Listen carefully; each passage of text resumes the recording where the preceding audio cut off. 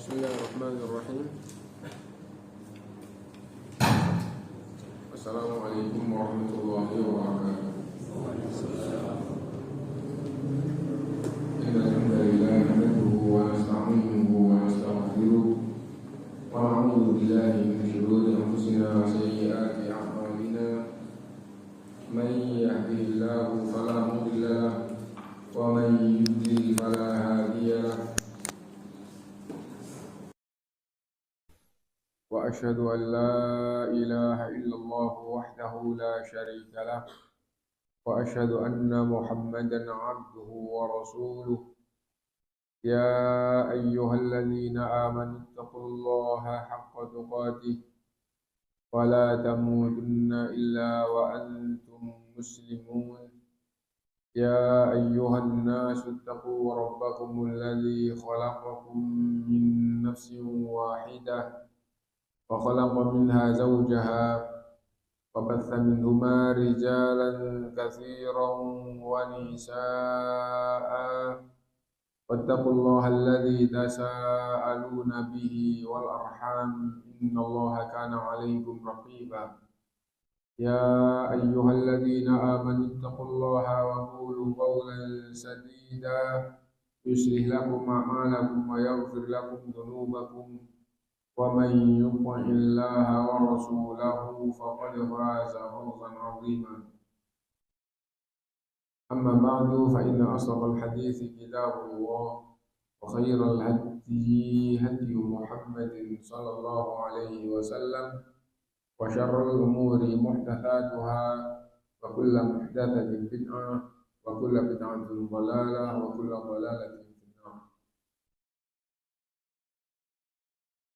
Bapak, ibu, saudara-saudari sekalian, rahmatullah, alhamdulillah kita bisa melanjutkan kajian kita dan dari kitab Al-Kabair, kumpulan dosa-dosa besar yang ditulis oleh Imam Al-Zahabi rahimahullah. Kita sampai Al-Kabiratul Khamis awal khamsun, dosa besar yang ke-55, yaitu man dzabaha li ghairillah,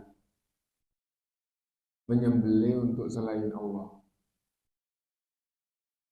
Menyembelih untuk selain Allah. Menyembelih di sini maksudnya adalah berkorban untuk selain Allah. Nah, dan berkorban itu adalah ibadah kepada selain Allah adalah kesyirikan. Dan menyembelih untuk selain Allah itu tidak ada syirik asghar. Semuanya adalah syirik akbar. Karena itu sudah dipastikan bahwa menyembelih untuk selain Allah atau kepada selain Allah adalah dosa besar dan bahkan termasuk sebesar-besar dosa karena termasuk syirik akbar.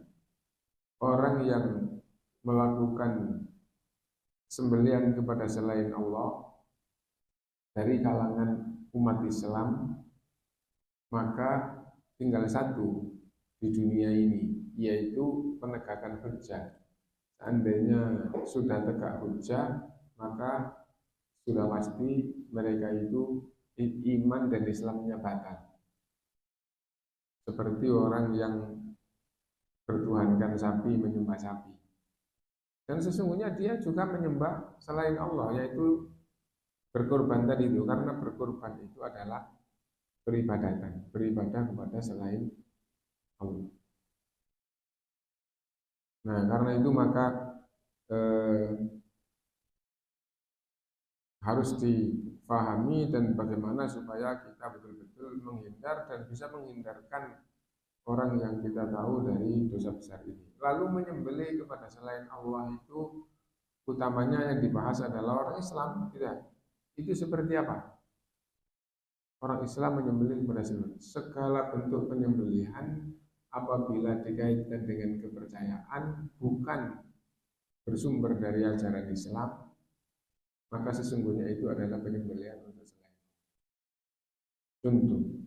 Contoh ya. Bangunan, mau jembatan, mau rumah, mau gedung, mau apa, terus menyembelih kerbau atau atau hewan apapun meskipun kecil lalu kepalanya ditanam, maka itu sudah dipastikan bahwa ada kaitannya dengan kepercayaan. Kenapa? Karena kalau nggak ada kepercayaan tentu ngapain kepalanya pakai ditanam. Nah, jadi itu. Dan Pak, yang betul-betul yang dinilai sesungguhnya itu bukan sekedar lahiriahnya, tapi yang paling mendasar adalah kepercayaannya. Dan Allah Maha tahu orang itu meskipun yang disembelih itu ayam, tapi nyembelihnya ini adalah disebabkan karena bangun jembatan supaya jembatannya kuat. Sesungguhnya sembelihan tadi itu adalah kepercayaan kepada selain Allah. Kalau memang, tetapi kalau orang itu nyembeli ayam, nyembeli kambing, nyembeli sapi tatkala bangun jembatan, belum tentu. Bisa saja itu disembeli kenapa? Ya sekedar untuk makan-makan pegawainya saja, misalnya gitu ya. Boleh-boleh saja. Kenapa? Karena yang jadikan masalah di sini adalah kepercayaannya. Nah, itu contoh. Apakah hanya semacam itu? Enggak. Yang umum di Indonesia juga sedekahan bumi melakukan sembelihan. Bahkan nggak jauh-jauh dari desa saya punya teman, gitu, sama-sama dulu kuliahnya, ketemunya juga besar gitu ya. Nah, kan nggak jauh dari desa kita gitu. Nah, itu di daerahnya itu kalau lagi sedekahan bumi nyembelih bisa sampai 3 sapi dan disembelihnya di atas bukit. Nah, setelah kita tanya yang asalnya dia juga nggak tahu di atas ada apa gitu ya. Nah, katanya di atas ada kuburannya. Nah, jadi kayak gitu. Nah, yang jadi masalahnya atau yang sudah dibahas bukan masalah kuburannya, tapi menyembelih sedekahan bumi. Itu sesungguhnya adalah sembelihan untuk selain Allah. Kenapa? Karena dasar kepercayaannya dari selain Allah, bukan dari ajaran Islam. Nah, karena itu intinya bahwa menyembelih untuk selain Allah, itu pembahasannya, menyembelih untuk selain Allah, itu adalah dosa besar, bahkan termasuk dosa yang paling besar karena itu syirkun akbar. Dan syirik besar itu membatalkan iman, membatalkan Islam, membatalkan seluruh ibadah. Apabila meninggal membawa dosa syirik besar, maka tempatnya di neraka lamanya seperti orang yang bertuhankan berhala, menyembah berhala. Tetapi kalau orang itu Islam, tidak beragama lain, agamanya hanya Islam, lalu melakukan hal seperti itu, nah, tidak boleh langsung dikatakan Islamnya batal atau langsung dikatakan kafir dan musyrik, karena di dunia ini apabila orang itu beragama Islam terjerumus kepada kekufuran dan kesyirikan, tidak boleh langsung dikatakan Islamnya batal sebelum ditegakkan hujjah. Kenapa? Karena dia bukan ngaku orang di luar Islam atau enggak beragama Islam. Dia ngaku beragama Islam, identitasnya Islam, waktunya sholat, tapi melakukan syirik besar atau kufrun akbar atau pembatal Islam, belum tentu dia paham. Nah, itu yang dimaksud dengan penegakan hujjah. Nah, intinya bahwa dari sisi pembahasan menyembelih untuk selain Allah dimasukkan oleh Imam Az-Zahabi di dalam kitabnya nomor 55 bahwa itu adalah dosa besar dan bahkan itu dosa yang paling besar karena itu termasuk syirkun akbar. Mithlu ayyakula bismi sayyidi syekh. Menyembelih, terus ketika menyembelih dengan nama sayyidi, yaitu sayyid saya atau syekh saya atau syekh fulan. Bukan bismillah, tapi bismi syekh, bismi sayyidi, bismillata, bismil uzza. Di zaman jahiliyah seperti itu. Dengan nama Lata. Lata itu siapa? berhala yang disembah. Awalnya orang soleh yang meninggal, yang dermawan, diagung-agungkan terus akhirnya disembah. Terus akhirnya kalau bersumpah wallata demi Lata, kalau menyembelih bismillah dengan nama Lata. Nah jadi kayak gitu. Nah seandainya bukan namanya tapi kedudukannya, misalnya bismi wali fulan. Nah, jadi sesungguhnya itu menyembelih untuk selain Allah. Bagaimana kalau lisannya bismillah tapi hatinya menyembelih untuk selain Allah? Justru yang paling mendasar itu adalah hatinya, dan Allah Maha tahu. Tapi orang lain itu tidak tahu hati orang. Kalau enggak, saya bukan untuk selain Allah, saya menyembelih semata-mata karena Allah. Nah, padahal hatinya selain Allah, hatinya urusan dia dengan Allah. Urusan dia dengan Allah. Hukum di dunia adalah didasarkan kepada zahirnya. Nah, karena itu kita pasti akan kembali kepada Allah. Kita belajar supaya lahir batin kita betul-betul di dalam beragama itu. Kenapa? Karena batinnya Allah Maha tahu, lahirnya juga ada hukumnya. Nah ini. Dan Allah SWT berfirman di dalam beberapa ayat, salah satunya adalah Fasholli li rabbika wanhar. Salatlah hanya untuk Tuhanmu dan menyembelihlah. Maksudnya dan menyembelihlah hanya untuk Tuhanmu. Salatlah hanya untuk Tuhanmu dan menyembelih. Kenapa? Karena kata dan dalam bahasa Arab itu namanya adalah huruf ataf. Huruf yang menyamakan hukum setelahnya dengan hukum sebelumnya. Contohnya begini, Muhammad masuk masjid dan Ali. Dan Ali ngapain?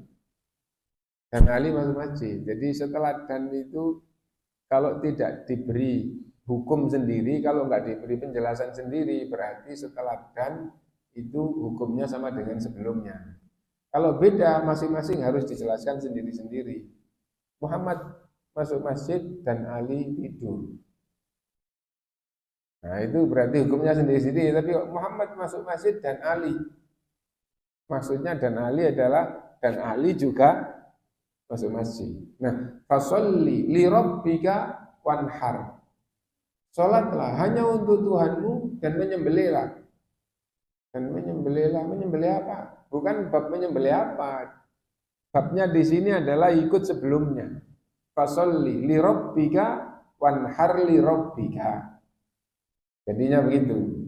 Salatlah untuk Tuhanmu dan menyembelihlah, maksudnya dan menyembelihlah untuk Tuhanmu. Salat untuk selain Allah musyrik, menyembelih untuk selain Allah juga musyrik. Jadinya begitu. Nah, dan Rasulullah SAW menjelaskan, marra rajulani ala qaumin lahum sonam. Dua orang tidak diangkat di sini, tapi tadi saya buka di tulisannya Syekh bin Baz ketika mengomentari menyembelih untuk selain Allah, dan juga syarahnya Kitabul Kabair, nggak tahu tadi yang ditulis siapa karena saya buka di internet gitu. Terus ada syarah, tapi syarahnya banyak macam-macam. Terus salah satunya menyebutkan hadis itu. Marra rajulani ala qaumin lahum sonam. Rasulullah SAW bersabda, ada dua orang melakukan perjalanan melewati kaum yang punya berhala. Di dalam kitab Tauhid, waktu kita taklim kitab Tauhid, itu salah satu pensyarah kitab Tauhid, berhala di sini kuburan. Jadi yang dimaksud sonam di sini itu bukan patung tapi kuburan. Kalau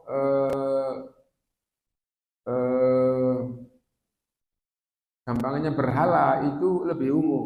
Pohon yang dikeramatkan juga berhala. Hewan yang dikeramatkan, hewan hidup yang dikeramatkan atau yang dikatakan intinya disembah atau kesyirikannya kepada hewan itu juga berhala.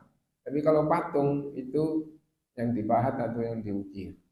Nah, Dua orang melakukan perjalanan melewati kaum yang punya berhala. La yajuzuhu ahadun hatta yuqarriba lahu syai'an.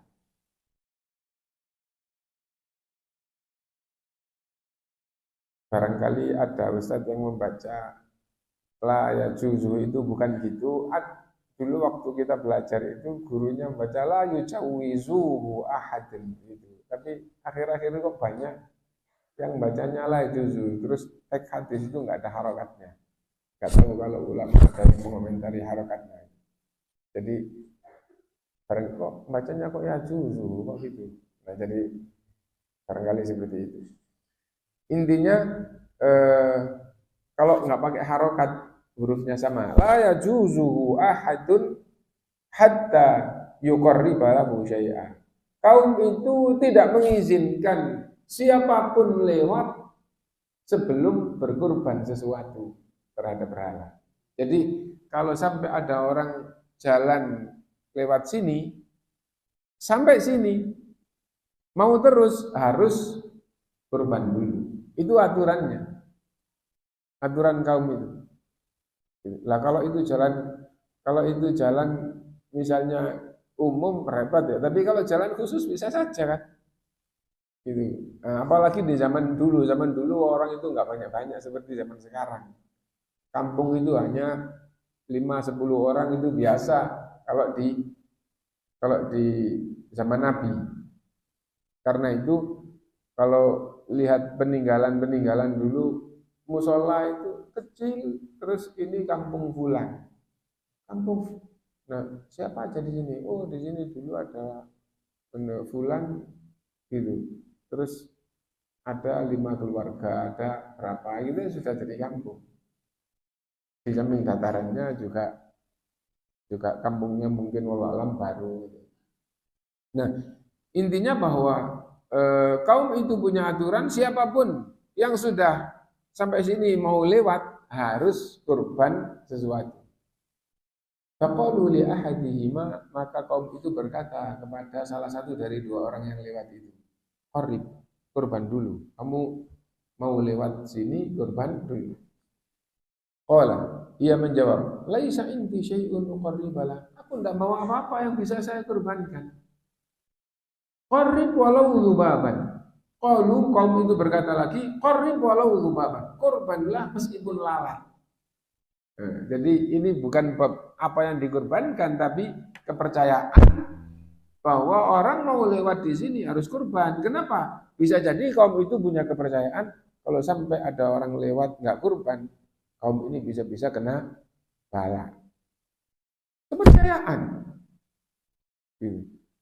Intinya bahwa di dalam hadis ini Rasulullah SAW menjelaskan qarrib walau dzubaban, kaum itu berkata kurbanlah meskipun lalat. Faqarraba dzubaban fakhallu sabilahu. Akhirnya kurban lalat dan orang ini diizinkan lewat. Adakhalan nar, dan Rasulullah menjelaskan ini jadi ahli neraka. Wa qalu lil akhar, kaum itu berkata kepada satu orang lainnya, qarrib, kurban dulu. Ini.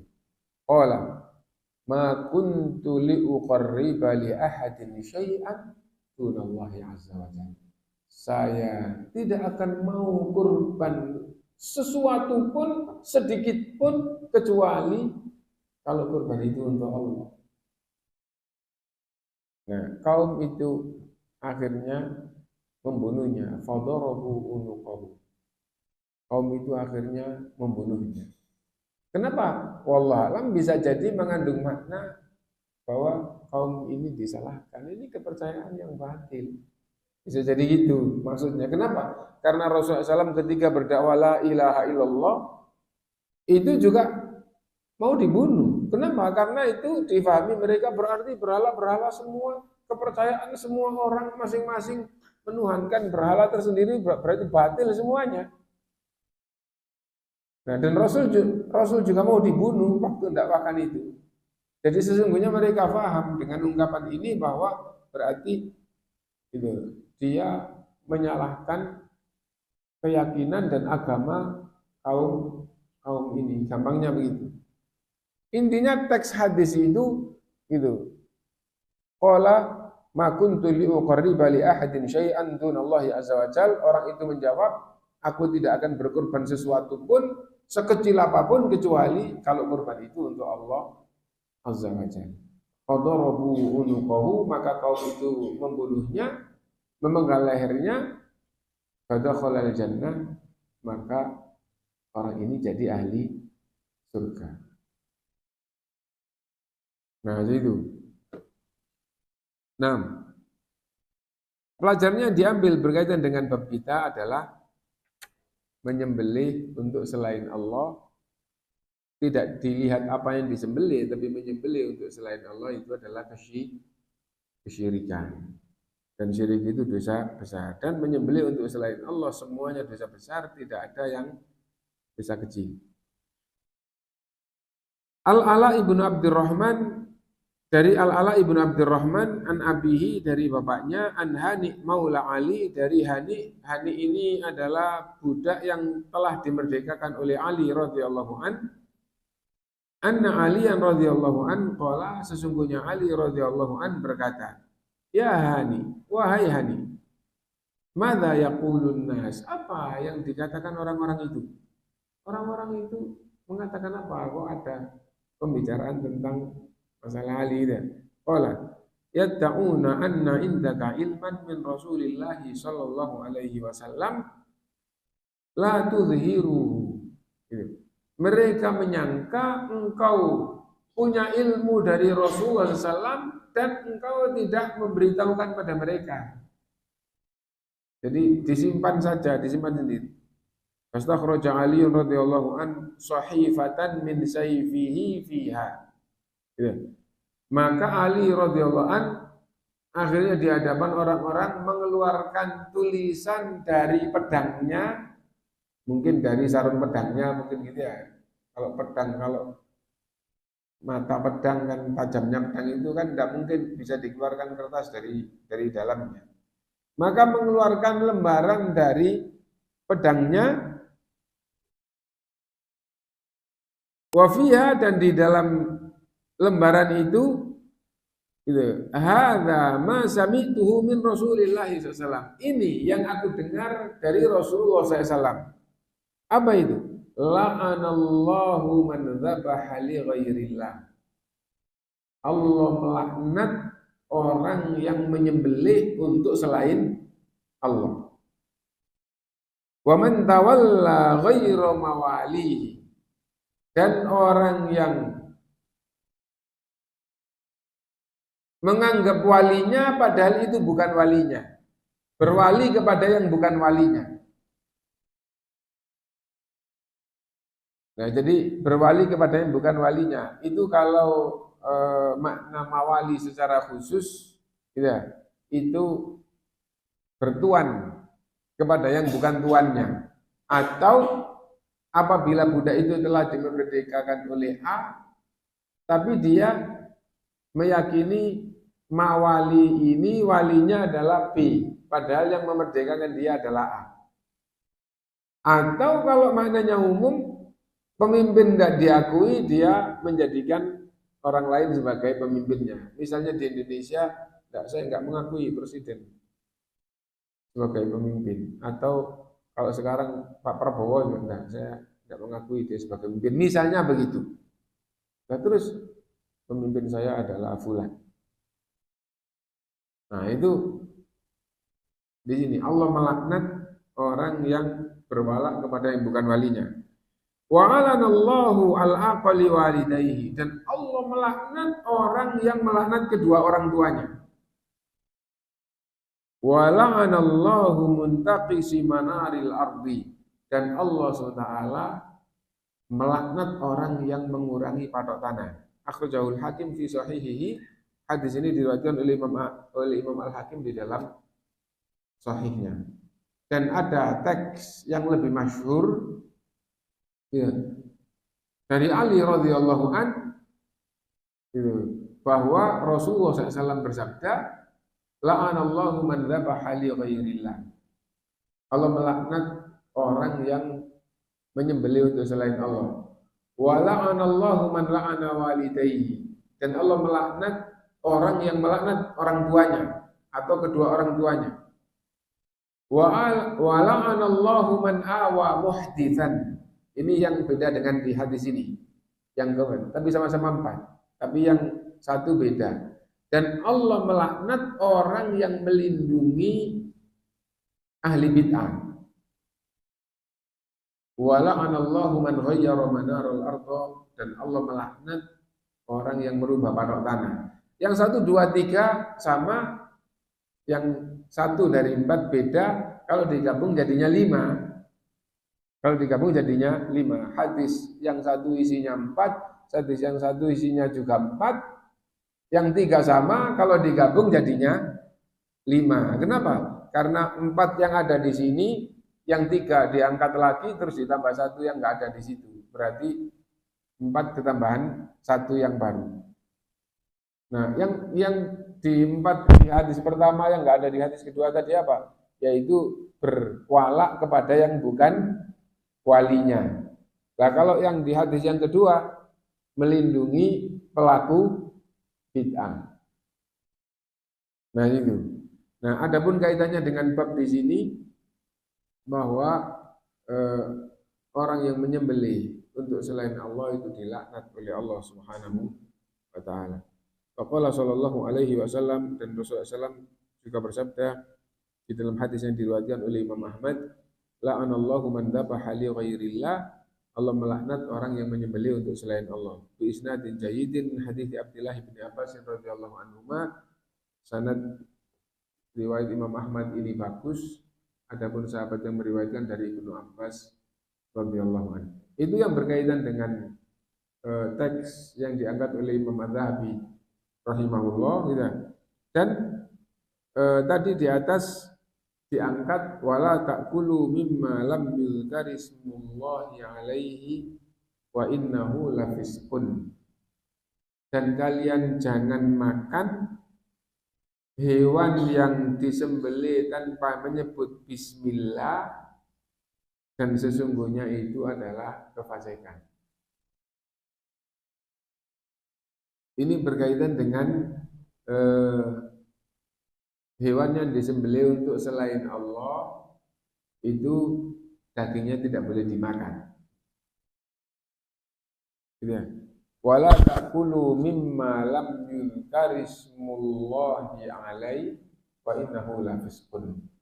Kamu jangan makan hewan yang disembelih tanpa menyebut nama Allah, dan sesungguhnya itu adalah kefasikan. Tafsir ayat ini, makna yang pertama adalah tidak menyebut nama Allah tapi menyebut nama selain Allah, dan itu difirmankan oleh Allah di ayat yang lain, hurrimat alaikumul maitatu waddamu walahmul khinzir wama uhilla li ghairillah. Wama uhilla li ghairillah. Diharamkan atas kalian bangkai, darah, daging babi, dan semua hewan yang disembelih atas nama selain Allah atau untuk selain Allah.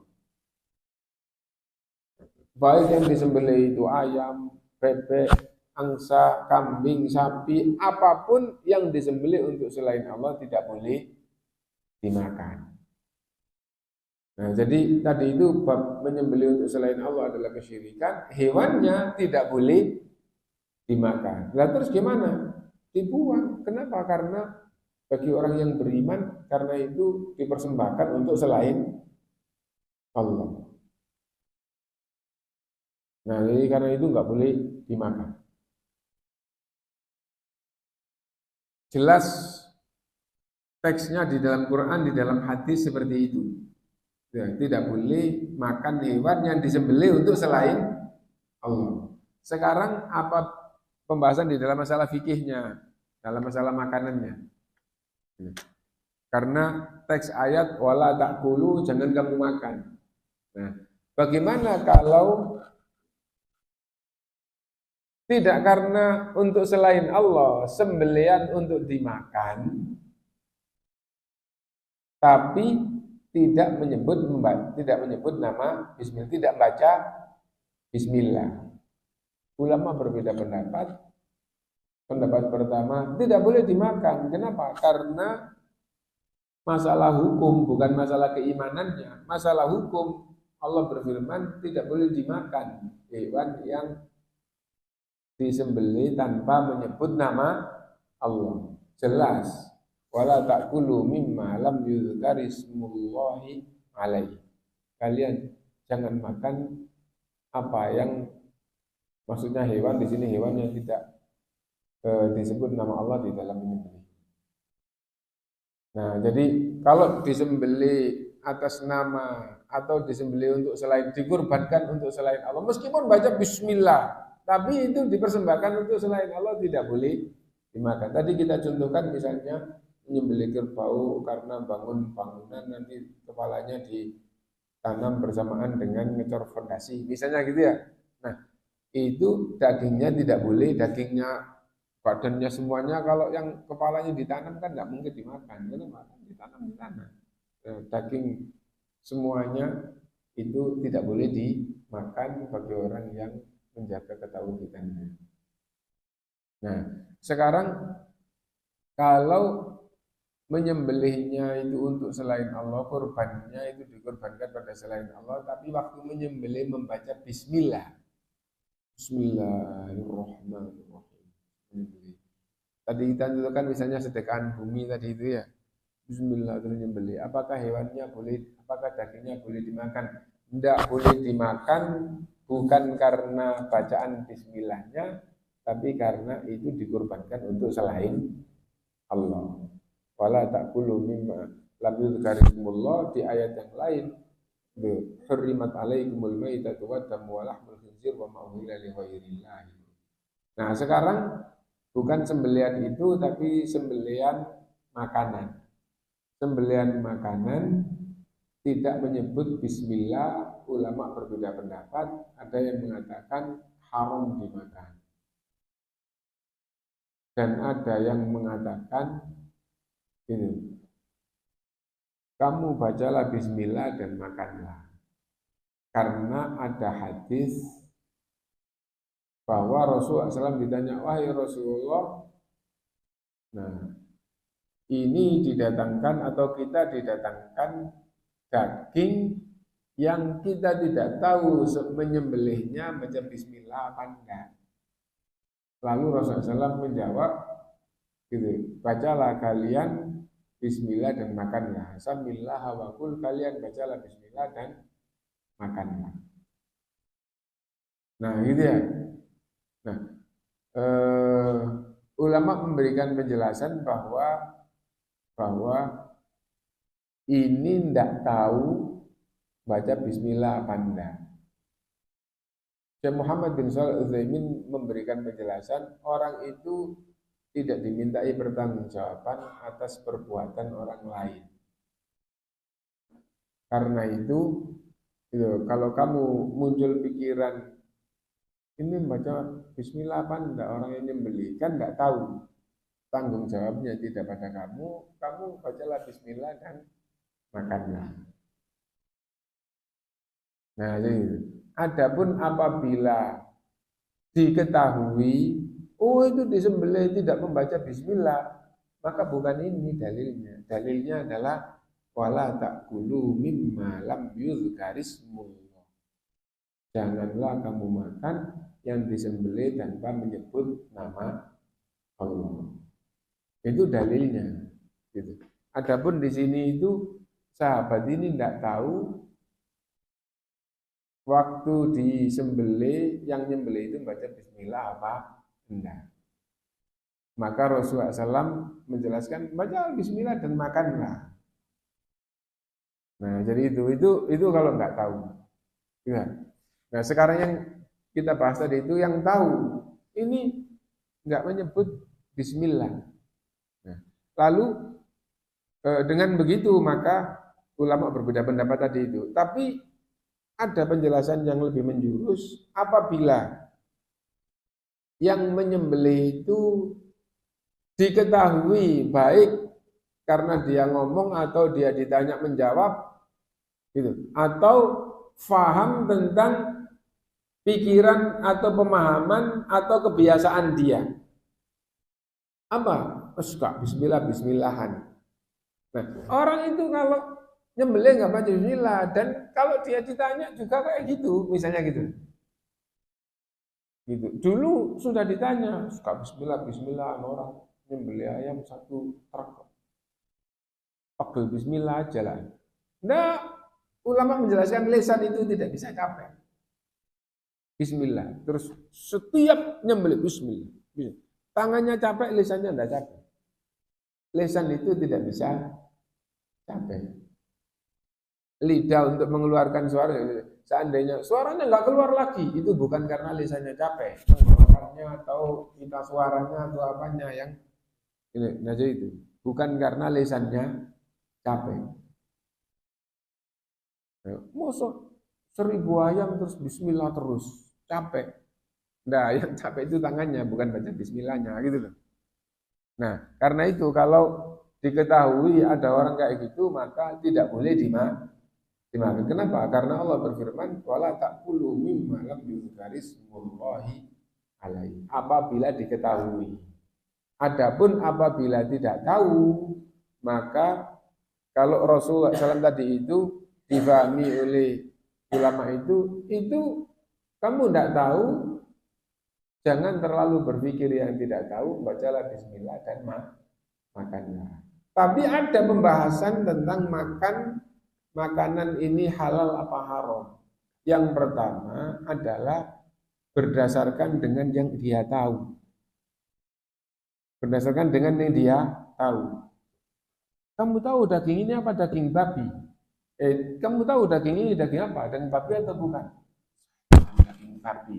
Meskipun ditulisi daging kambing atau daging sapi, nah, diumumkan ini itu sate sapi, tapi dia tahu bahwa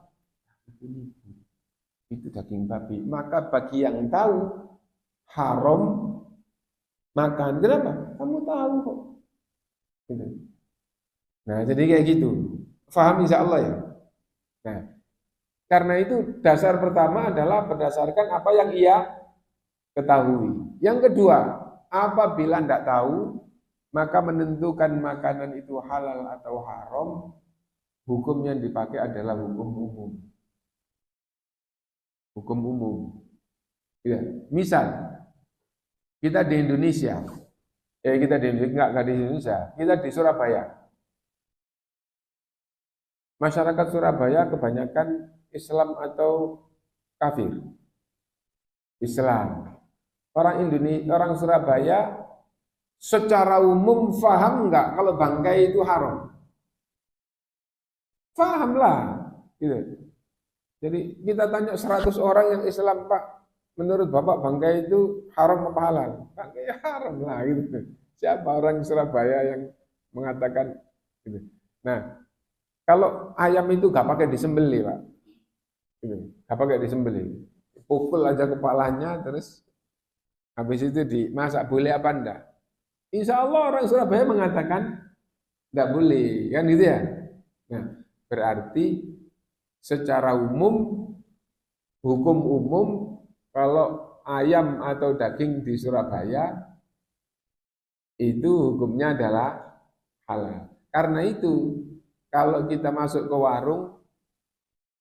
warung di Surabaya gitu ya, terus gitu, perlu enggak bertanya, Pak, Bu, ayamnya disembelih baca bismillah apa enggak? Enggak pakai gitu. Kenapa hukum yang dipakai? Kalau Anda tahu ya pakai apa yang Anda tahu. Kalau enggak tahu maka hukumnya pakai hukum umum. Nah, kalau kita sudah paham ini terus kita ke Bali. Di sana misalnya tidak di setiap kota Bali, tapi di kota Bali yang mayoritas masyarakatnya tidak membedakan makanan itu babi atau sapi, sembelihan apa enggak sembelihan, itu tidak dibedakan. Gitu. Nah, di kota yang kayak gitu, hukum makanan kalau Anda tidak tahu dan tidak diberitahu, maka hukumnya adalah hukum umum. Karena itu orang di Bali tidak boleh. Di Bali yang di kota yang kayak gitu tidak boleh asal masuk depot. Gitu. Depot itu ada babinya apa enggak. Lah kalau ada babinya nanti kira-kira gorengnya apa enggak sama wajannya dengan ayam. Goreng babi ya goreng apa kira enggak sama kira-kira. Kalau seandainya wajannya beda, nah apa kira-kira sutilnya enggak sama? Nah jadi ya intinya enggak boleh gitu ya. Intinya hukum itu yang pertama dengan yang ia tahu, yang kedua kalau dia enggak tahu maka hukum itu hukum umum yang dipakai di sini kayak apa. Nah, hukum di Surabaya itu warung ya halal. Kalau sampai yang punya warung itu tahu itu haram dijual, dosanya dia yang nanggung. Kenapa? Karena masyarakat itu berpatokan dengan hukum umum. Nah, jadi itu. Nah, kalau sudah di Bali yang di kota tertentu yang kayak gitu, misal dulu katanya di dekat wisata, kota dekat wisata itu, loh kalau daerah sini kalau warung itu gampangannya itu yang nggak campur-campur gitu, itu ditulisi halal, ditulisi gitu, atau ditulisi warung Pak Haji apa, atau soto Lamongan. Dulu sebelum ada Bali katanya, itu setelah Bali katanya terus nggak ada lagi soto Lamongan di Bali. Katanya begitu. Karena saya nggak tahu sendiri saya. Saya ke Bali itu hanya sekali karena ada urusan dulu dan tidak pernah lagi dan tidak pernah ke tempat wisata di Bali. Nah, jadi hukum pakai hukum umum. Yang ketiga yang masuk di hukum tadi itu adalah tidak tahu tapi diberitahu. Maka itu tanggung jawabnya kepada yang memberitahu. Tadi kita contohkan misalnya halal, ditulis kayak gitu. Halal, mui, gitu ya. Nah, maka hukumnya bagi umat Islam adalah halal, yang bertanggung jawab adalah yang memberitahu. Ya, haram dikatakan halal, ya kamu yang bohong, nah resiko kebohongannya kembali kepada yang bohong. Nah, itu yang berkaitan dengan masalah hukum umum. Kemudian kalau tentang menyembelih, kalau menyembelihnya nggak benar gimana? Penyembelihan yang sempurna itu yang memutus 4 hal. Hulkum, mirri, wal wajidah.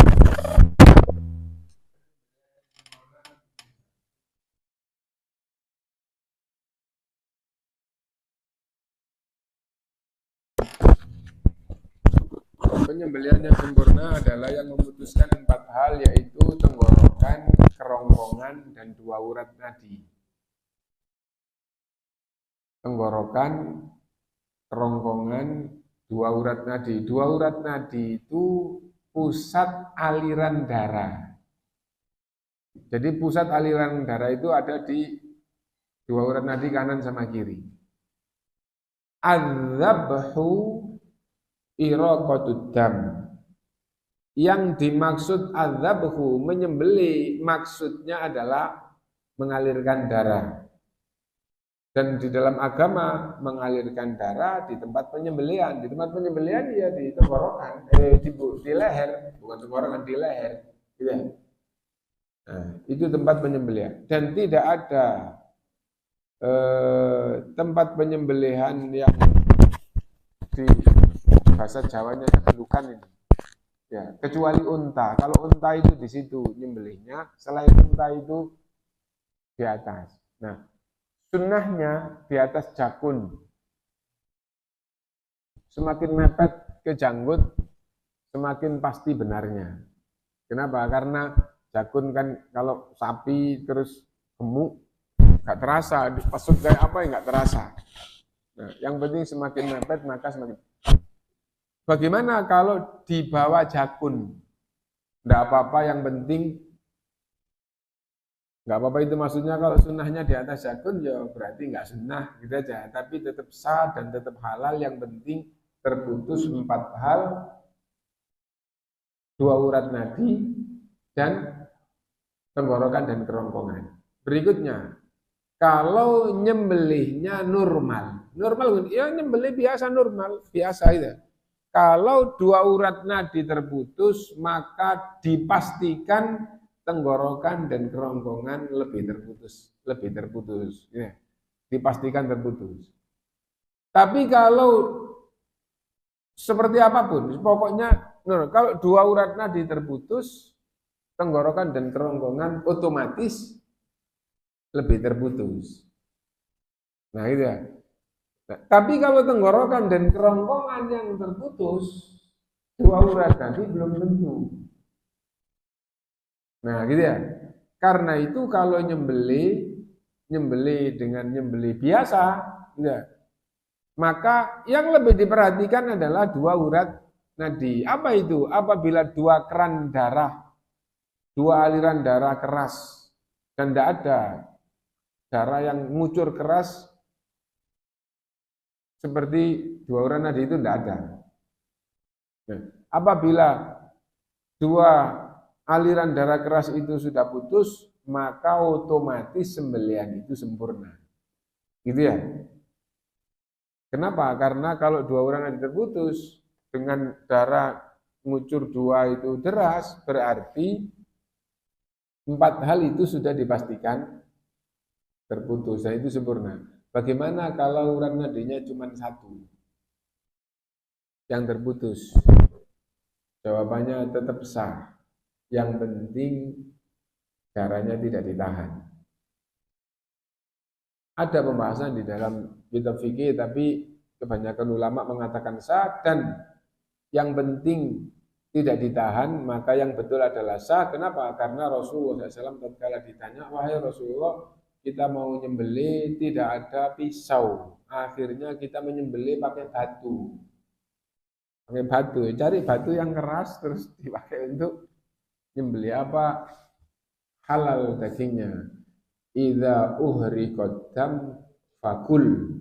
Kalau darahnya mengalir, maka makanlah. Dan darah itu tidak mengalir kalau urat nadi tidak putus. Loh ini tenggorokan kerongkongan tidak mengalirkan darah. Kulitnya tidak akan mengalirkan, keluar sedikit, keluar, setelah itu berhenti. Tapi kalau urat nadi, kalau nggak ditutup, keluar terus sampai akhirnya lemes, terus mati karena kehabisan darah. Nah, karena itu yang betul meskipun yang putus cuma satu, yang penting tidak sengaja ditutup, terus akhirnya mati, maka sah. Bagaimana kalau menyembelihnya tidak benar? Menyembelihnya nggak benar gimana? Jadi dua urat nadi tidak kepotong. Mana ada menyembelih dua urat kiri kanan tidak kepotong? Ada apa enggak? Ada. Ada Pak? Nggak tahu ya? Nggak tahu. Nah kan gitu ya. Kalau nggak tahu pakai hukum umum. Gitu ya. Jadi pokoknya orang Surabaya dan yang semisal Surabaya, sapi, kambing, ayam, sembelihan. Gitu saja. Dari mana tahu hukum umum? Kenapa? Karena kalau orang Surabaya, sapi nggak disembelih, kambing nggak disembelih, ayam nggak disembelih, dijual, dia yang dosa, kan gitu ya. Nah, sekarang kalau kita tahu, maka kalau kita tahu hukum itu pakai yang tahu. Nah, kalau kita tahu, loh lah, sapi bagian lehernya kok nggak robek, kok hanya ditusuk gitu saja. Hati-hati ya. Karena apa? Karena di antara jagal nyembelih Idul Adha itu ada yang tidak disembelih tapi ditusukkan gitu. Terus akhirnya digoreskan gini. Ya. Nah, ya kalau diketahui kayak gitu, kalau belum mati harus diteruskan. Terus akhirnya begitu terus ngalir, ya udah. Alhamdulillah sah. Kenapa? Karena setelah diteruskan mengeluarkan darah dari kiri dan kanan. Seandainya tidak diteruskan, di dalam tulang besar yang itu sambung dengan tulang punggung, di bagian leher itu ulama menyebutkan ada manfazul makotil. Apa itu? Itu urat yang sangat mematikan. Diperhatikan, urat yang sangat mematikan. Nah itu. Nah, dan ternyata Jagal itu paham. Jagal itu paham. Karena itu Jagal itu kalau nyembelih terus jus gitu terus nanti diorek-orek terus akhirnya tulangnya itu kena selahnya terus putus terus didangkan kelek ini. Sebentar itu mati, darahnya hampir nggak ngucur. Nah, hati-hati ya. Apabila kita nggak tahu dagingnya halal apa haram, di Surabaya daging sapi halal. Kenapa? Karena Surabaya masyarakat Islam. Sedangkan kita tidak tahu. Kalau kita tahu, lah kok lubang gini toh. Tapi tidak tahu. Terus ini sudah bersih, masih utuh lehernya sudah bersih. Gitu. Tapi lubang gini toh. Nah, maka bicaralah berdasarkan dengan hatimu. Ini disembelih apa enggak? Kok lubang gini toh. Gitu loh. Ya, paham maksudnya ya? Kalau Anda berpikir, wah, saya lebih mantep disembelih ini, kok lubang gini. Kalau gitu haram bagi Anda. Kenapa? Anda lihat dan Anda lebih mantap. Itu tidak disembelih. Gitu ya? Sudah paham ya? Sudah paham maksudnya ya? Kalau sudah paham, tinggal saya lompatkan satu kata. Sudah paham semua insya Allah ya? Saya tadi cerita tentang sapi itu beneran. Sekarang yang saya lompat ini, bapak-bapak harus ibu-ibu harus perhatian dengan leher ayam. Kenapa? Saya di Surabaya masuk ke beberapa pasar, itu banyak yang hanya lubang sedikit dan bahkan pernah lihat yang hanya robek kulitnya, nggak ada lubangnya. Nah, ayam di Surabaya hukumnya halal kalau tidak tahu. Karena hukum tadi hukum. Tapi kalau tahu, hukum itu berdasar kepada apa yang Anda tahu. Meskipun ditulisi bakso sapi, tapi kalau Anda tahu itu dicampuri babi, ya, orang yang tidak tahu ngikuti tulisan bakso sapi, yang Anda yang tahu, Anda haram makan. Itu kan gitu ya. Karena hukum itu berdasar dengan apa yang Anda tahu. Nah, sekarang tidak tahu tapi tahu tandanya. Apa itu? Kalau lubang gini tahu. Ini disembelih apa enggak? Kamu sudah tahu, gitu. Tapi iya apa enggak? Itu enggak pasti. Kamu bicara sendiri dengan pemahaman yang ada. Wah ya lubang gini tahu ya. Saya lebih mantap. Tidak sembelihan, kalau itu haram bagi Anda. Anda tetap beli, Anda gunakan untuk somai dijual, Anda haram. Ya, kenapa? Oh, Anda merasa itu haram kok. Anda beli dan Anda jual. Nah, jadi itu. Nah, karena itu mudah-mudahan membawa manfaat untuk kita semuanya dan kita akhiri. Subhanakallahumma bihamdika asyhadu an la ilaha illa anta astaghfiruka wa atubu ilaik.